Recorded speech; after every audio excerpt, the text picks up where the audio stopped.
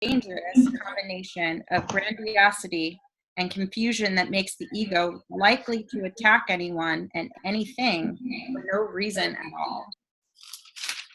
This is exactly what the ego does. It is unpredictable in its responses because it has no idea of what it perceives. Well, you have to be vigilant. Yep. He jumps in the middle of when you don't expect. How the ego perceives everything as an attack. And the ego does perceive everything as an attack. Yeah. And why is that? Why is that? He wants a separation all the time, you know. He doesn't want that oneness. But also, if you are not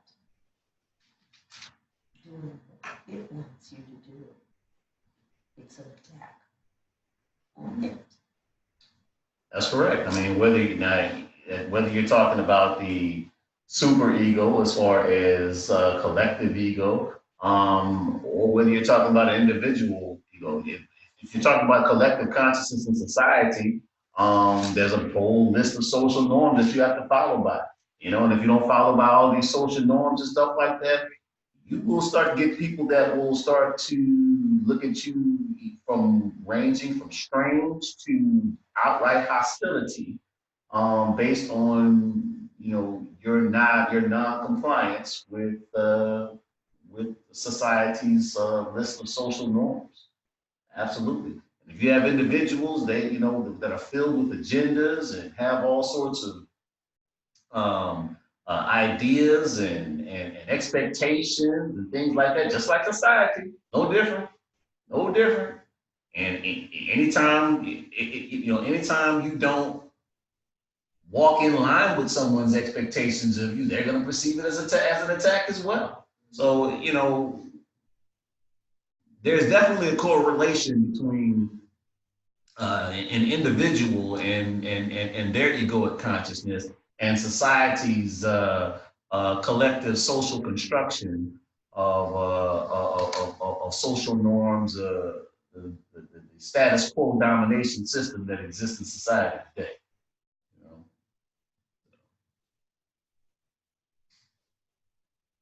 And again, Jesus was a rebel, and he took it on head on, you know, in open defiance of it all, and he was not afraid. So.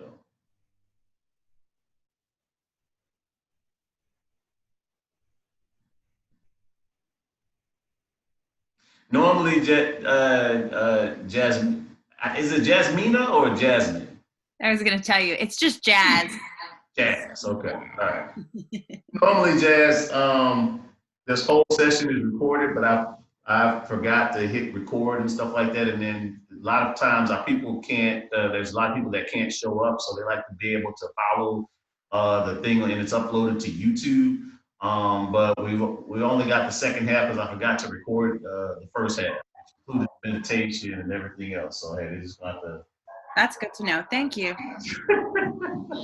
They got to deal with it. So. She's been on the road for the last 2 weeks. I think that she has seen the Okay. All right. It's perfect. It's perfect.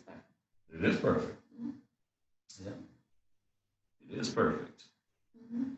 Does anybody have anything they want to expound on with that paragraph? Yes. Seems to me like Jesus is really bringing the idea of functioning or functions here to, you know,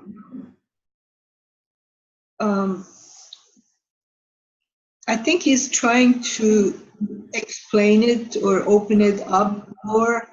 It is in number 7, but I'm still not quite sure what he's referring to exactly, because I think previously in number 3, paragraph 3, we had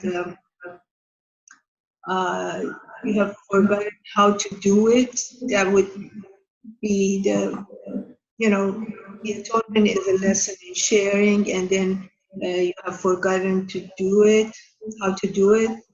And that's probably what he's talking about with regards to functions. Now, here, again, he goes to functions and the way the ego is dealing with functions. The ego doesn't understand. Hold on. We lost the audio. Oh, they don't need Oh, you cannot hear me? We lost audio, Ziba. I apologize. So can you go back, please? Can you hear now? Yes. Okay.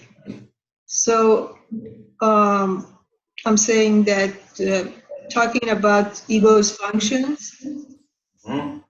and or ego in relation to functions, and the fact that ego believes that all functions belong to it, even though it has no idea what they are.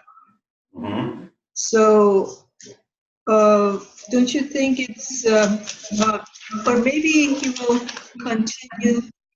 continue to talk about functions, because I haven't read yet most of it, but I'm not sure. I can't remember. So in case we're not going to read more about the functions that we have here, maybe you wanted someone would like to talk about what Jesus means when he's talking about functions. Well, our function, if you want to know specifically as far as what our function is defined by A Course in Miracles. Our function is forgiveness in A Course in Miracles. So that's basically, I mean, you'll be able to find that somewhere else. It's not going to be in this chapter, but you'll be able to find it where it says our function is forgiveness. Right. But we also have unique functions, and as far as whatever our unique function as defined, as far as like being the body of Christ. But whereas far as a generic function that we all share is forgiveness while we are in this reality. And why? Because that way we can attune to love.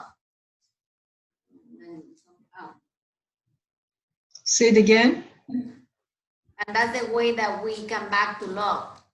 Uh-huh. We get out of the illusion. Mm-hmm. Yeah, but then when he talks about functions, Our function means, in other words, what is your purpose? Yeah, but he's talking about why it is in plural. so you're saying the only function that we have to do here is to forgive.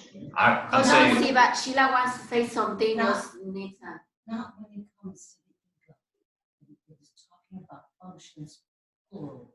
It's talking about roles, R-O-L-E-S. The ego believes that it plays many roles in our lives on our behalf. And it's one of its roles is to guide us and direct us in its way and so forth. So when they talk about functions, it's the roles and all of the roles that the ego plays. And if you think about the things that the ego does in order to manipulate and maneuver us, that's what it's talking about. yeah, so my mother was saying that it's referring to roles that the ego believes that that people play in society, and that it should be kind of not really. just translate when she says you say. Trying to say it again. That the ego Yeah. has many roles that it plays in order to maneuver us, to manipulate us in the direction of what it wants to have us be and to have us do. Okay, so my mother was saying that, about the different roles that the ego plays in attempting to maneuver us and manipulate us into what and to what it feels that we should do and what it would have us be and how it would have us behave and things of that nature. So that's Thank you. Yeah. And I'll just add one more perfect little piggyback comment on that. Lesson 65, my only function is the one God gave me. It's page 108. It's sentence 5. The full acceptance of salvation as your only function necessarily entails 2 phases: the recognition of salvation as your function and the relinquishment of all other goals you've invented for yourself. So just what you were saying with the egoic roles, so letting all of that go and making salvation your only function. My only function is the one God gave me, salvation. okay. All right. So there you have it. Does that help you, Zeba? What page was it? Page 10? It's in the workbook. It's page 108 in my book, at least. 108? Okay, Yep, thank you. Lesson 65. All right. Thank you.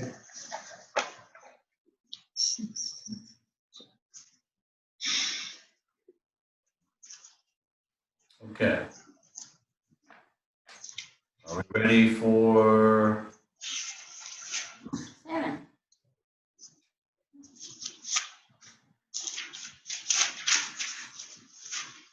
ready for 7? Yeah. Keep seeing. No, we're not on 7. We already did 7. No? Yeah, that's the one we're just not discussing. No. That's good. Actually, Hey, you'll get a kick out of this. So I'll just be upfront. I'm half-ass doing the daily lessons.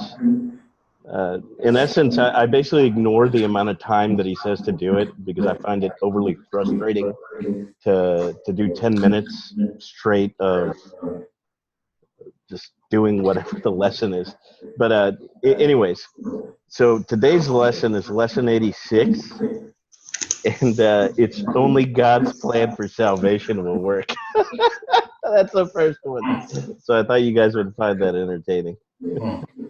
Only God's plan for salvation will work. Yeah.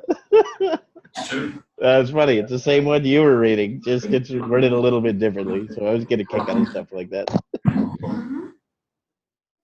All right. Are you sure we're on number 7? Yeah, I read 6. Why you read Robert the number 5? I did 5. Jasmine did. She did 7. She did 7. I thought she did 7. Okay. She did do 7. She did 7. So we're on 8. Yeah, we're on 8. Jasmine, you just read 7, correct? Yeah. Okay. Ziba, would you mind reading paragraph 8, please? Oh, I will read. Okay. If you have no idea what is happening, how appropriately can you expect to react? You might ask yourself, regardless of how you may account for the reaction, whether it's unpredictability places the ego in a sound position as your guide. Let me repeat that the ego's qualifications as a guide are singularly unfortunate, and that it is a remarkably poor choice as a teacher of salvation. Anyone who elects a totally insane guide must be totally insane himself. Nor is it true that you do not realize the guide is insane. You realize it because I realize it, and you have judged it by the same standard I have. Yeah. All right. The ego as a guide. It's like Our teacher. it's like the blind leading the blind. Yeah.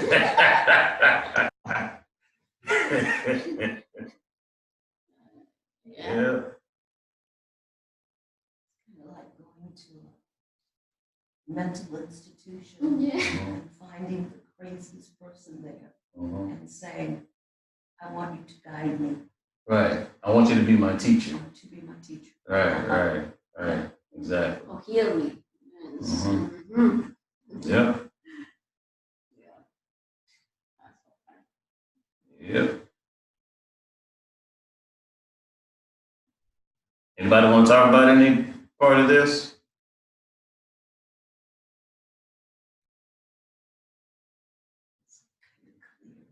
Yes. And we're reinforcing kind of the same. Yeah. We're just moving right along. 9. We're definitely moving right along. Hold on a second.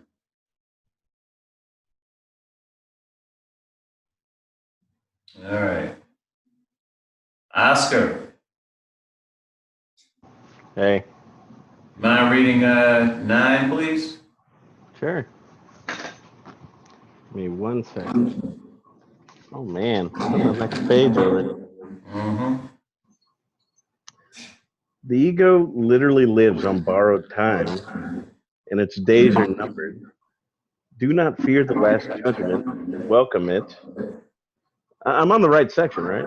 Yes, you Yeah, are. you're doing good. Okay. Yeah. Making sure I didn't go to the wrong chapter. Hmm. So do not fear the last judgment, but welcome it, and do not wait for the ego's time is borrowed from your eternity. This is the second coming that was made for you as the first was created. The second coming is merely the return of sense. Can this possibly be fearful? Super self-explanatory. Second coming is merely the return of sense. An illusion. Yeah.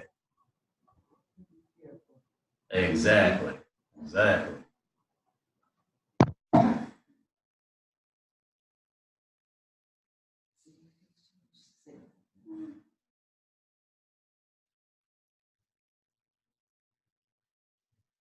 Ego's time is borrowed from your eternity.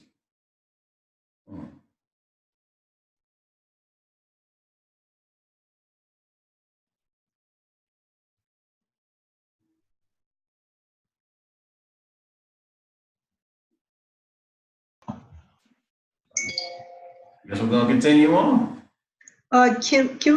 No, I would like to hear what you all understand about this part. This is the second coming that was made for you as the first was created. So, the analogy between made and created. The ego's second coming was made. The real second coming is created. That's the word. That's the difference between the two. That the ego makes and the Holy Spirit creates. Okay, so basically what Mom was saying was the ego's version of the second coming is what it's actually talking about. So this is the second coming that was made for you as the first was created. So it's saying like the second coming that was made for you from the ego's idea of what a second coming would be is something from a fearful interpretation. Like judgment and, doomsday and condemnation and revelation and apocalyptic type stuff. And so that's the second coming that was made. Again, God is a loving God, okay, and unconditionally loving God, okay, that is not trying to come and destroy his children and throw half of them in a lake of fire and and then the rest, and then okay, you got it, good. And so based on, these conditions, you can now enjoy heaven. We don't have a conditional God, but that's the second coming that was made for us, or the idea of the second coming that was made for us by the ego. So that's what my mother was saying. He's saying, and then further on, he says the real second coming is merely a return of sense. Can this possibly be fearful? If it's just a return of sense and not apocalyptic, scary stuff, that's what it's saying. Does that make sense, The Zeba? real second coming is when we all go, Wake up. oh, A return to love, a shift in perception. There you go. And what was the first coming? The first Because well, look. So I understand what you just said, but he's using caps on the first, which means it wasn't of the ego. There's some veiled meaning in here that I'm missing, because he used caps on the first. ass. And I've found that whenever he uses caps, it's always intentional. I got you. Yeah, So I'm kind of struggling with that one. What is the first coming? He's saying the second coming, even though he's using caps, even though he's definitely using caps, is that's how we've been writing the second coming when we've had our fearful interpretations of what the second coming actually is. We had it in caps too.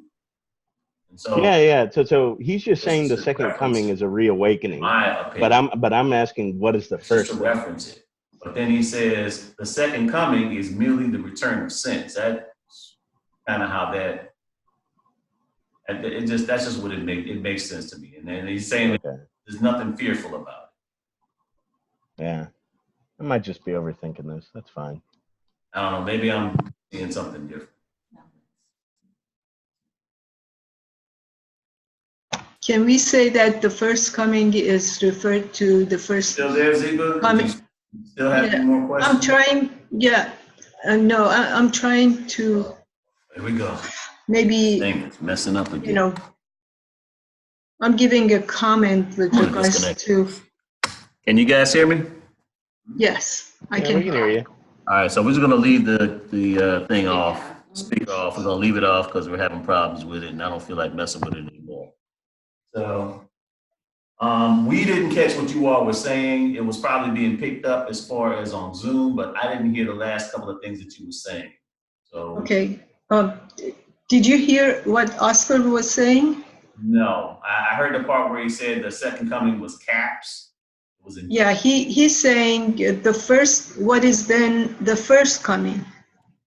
And I was answering, and I may be wrong, I don't know, but it seems to me like he's talking about the first coming of the Christ. Yes. Okay. Yes. That's why it is in caps. But of course, from, it was presented to us. We hear about the first and the second comings through the words of ego, like, from the history and from the religious that is correct. Literature. That is correct. And I'm sorry I didn't hear you anymore. We're just having some technical difficulties, Oscar. I apologize. No worries. All right. Does it make sense to you, Oscar? What I said? I know what you're saying, but it doesn't make sense. Okay, thank you. That's fine. Don't sweat it. I just need to think about it. Okay. All right. Are we ready to move on, or we still want to stay on this one? I'm fine if we move on. No worries. Yeah, Not everything always makes sense. So. Let's move on. Let's see. Whose turn is it to read? Is it my turn to read? Okay. All right. I'm going to read it. Yeah. What can be fearful but fantasy? And who turns to fantasy unless he despairs of finding satisfaction in reality? Yet it is certain that you will never find satisfaction in fantasy, so that your only hope is to change your mind about reality. Only if the decision that reality is fearful is wrong can God be right. And I assure you that God is right, or that God is right. Be glad then that you have been wrong. But this was only because you did not know who you were. Had you known, you could no more have been wrong than God can. All right. We're saying that moment you kind of forget who we were, forget who we are. Mm-hmm.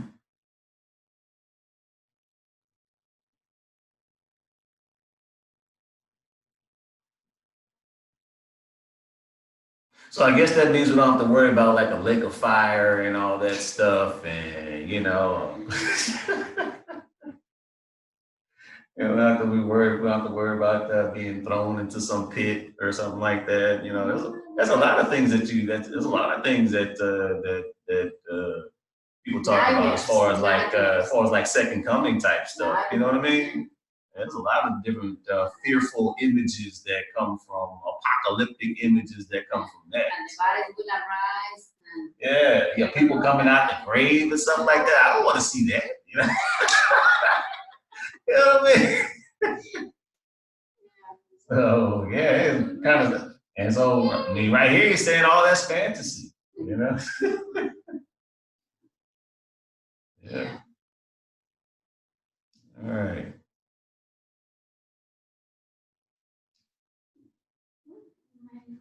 The other one kind of built something. I mean, I get all of this. I mean, to me, there's really nothing to kind of talk about. You know, I get it, but at the same time, you know, I want to make sure that everybody gets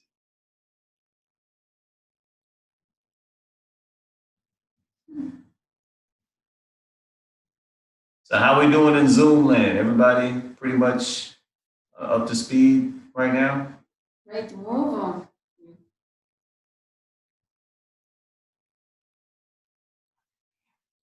Yeah, they're there. I'm here, or at least I am. Yeah.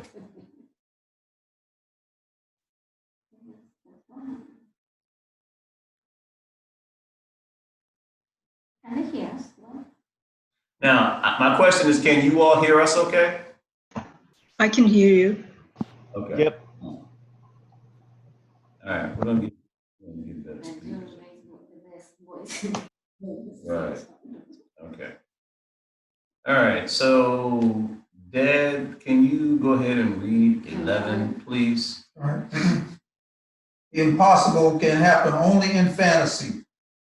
When you search for reality in fantasies, you will not find it. The symbols of fantasy are of the ego, and of these you will find many. But do not look for meaning in them. They have no more meaning than the fantasies into which they are woven. Fairy tales can be pleasant or fearful, but no one calls them true. Children may believe them, and so for a while the tales are true for them. Yet when reality dawns, the fantasies are gone. Reality has not gone in the meanwhile. The second coming is the awareness of reality, not its return. Okay. We have been always there, Mhm. right? Yeah. That's awareness. So it's saying the second coming is already here, we just don't see it. It's the awakening.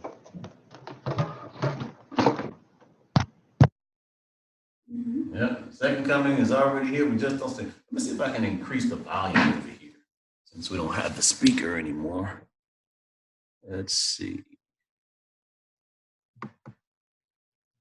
Maybe I can. I don't know. No, it's at the max. Oh well. It is what it is. All right. Oscar, does that shed any more light on the second coming? So I wasn't confused with the second coming. It was so when he says when he says the first coming, he says the first coming of the Christ, which he's referring to Jesus. Yet,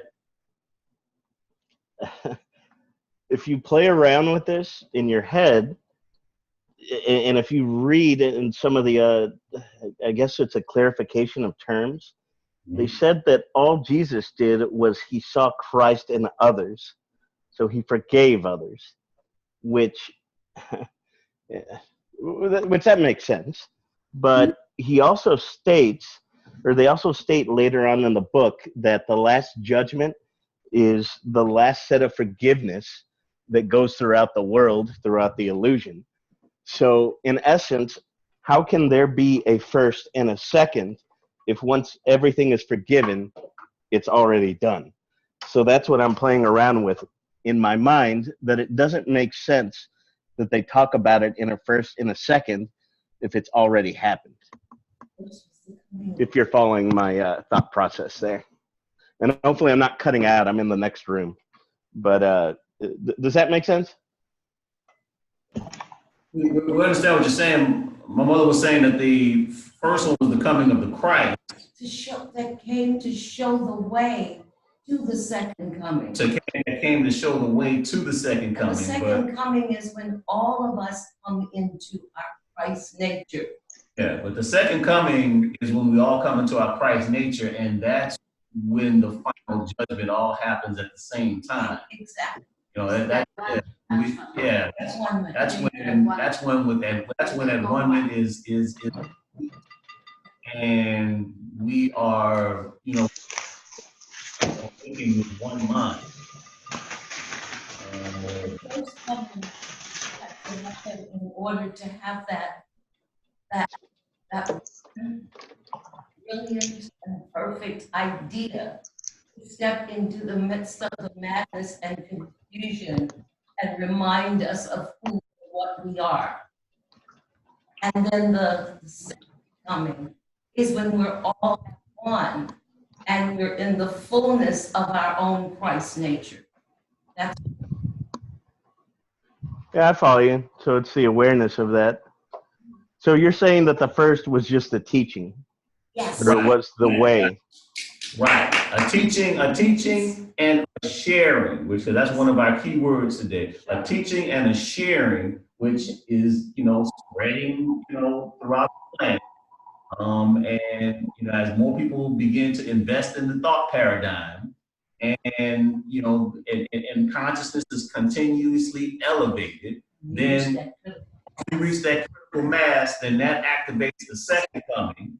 Okay, once we reach that quantum tipping point or quantum shift that so many quantum theorists have been talking about, the second coming and the final judgment all happen simultaneously.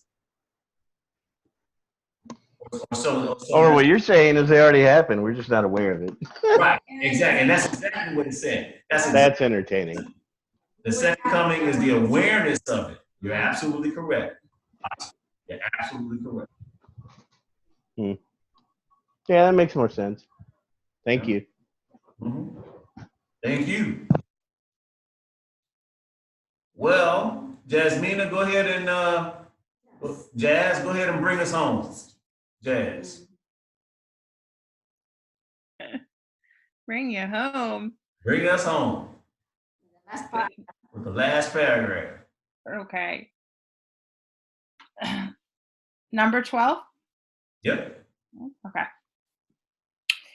Behold, my child, reality is here.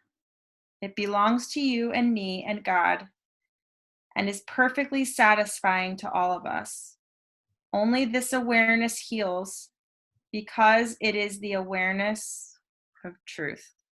All right. Reality is here. Yeah. The second coming is already here. We just have to all realize it. Mm-hmm. Awaken to it. All right. So we still got a couple of minutes. So we can always move on to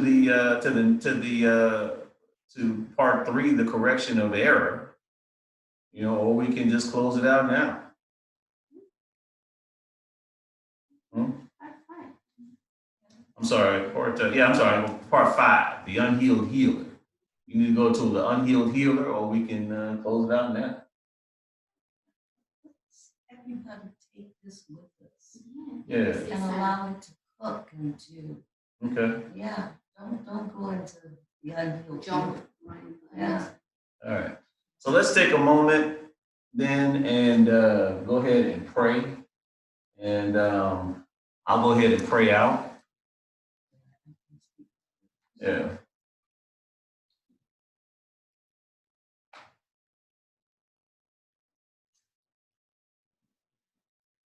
And so we are grateful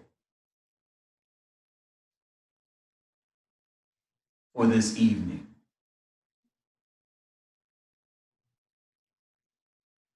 For this evening of sharing perspectives, sharing ideas, sharing truth.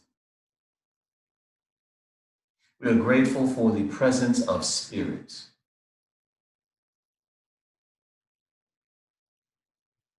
We are grateful for the insights that were achieved this evening, the illumination that was achieved this evening, the oneness that was experienced this evening. We are grateful for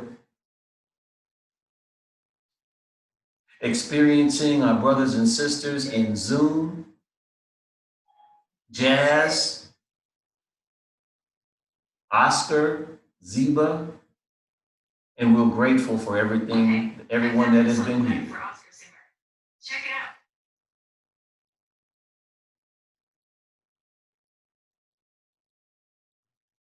And we feel this gratitude.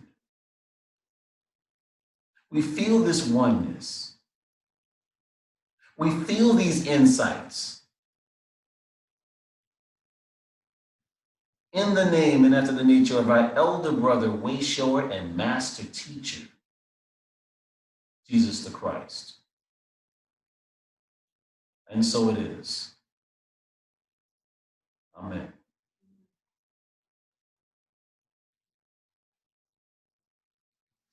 All right. Jazz, it was great seeing you. Thank you so much for having me.